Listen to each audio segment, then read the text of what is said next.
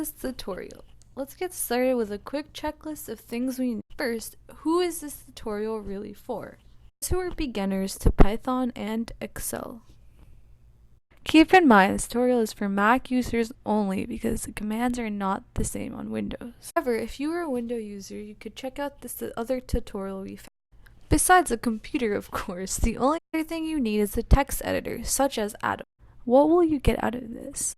By the end of this tutorial, you will learn how to read, write, and transform a spreadsheet using Python.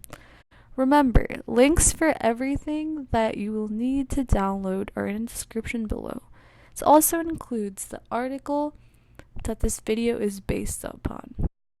Part 1. Verify and install libraries. The first thing you're going to do is find your terminal and write Python.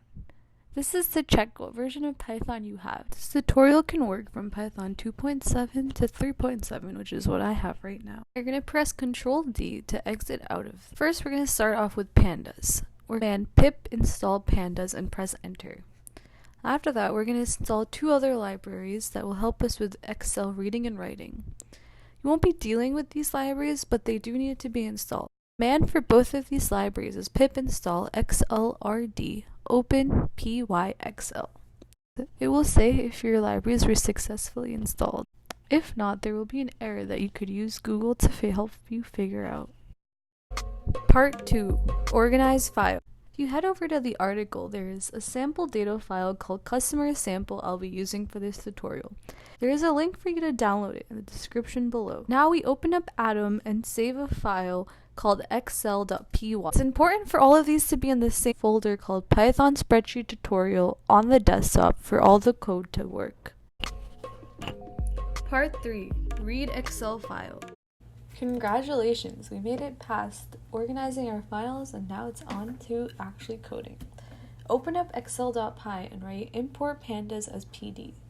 This tells Python that we're importing the pandas library and we're calling it PD. Now we're going to start by writing the variable customer sample file that was calling a function pd.readExcel. This function is from the pandas library and it takes one mandatory parameter, the name and location of the spreadsheet, which is why it's important to have named them correctly. If you want to read more about this function, there is a link in the description. The two optional parameters, starting with sheet name, tells the function which sheet to read.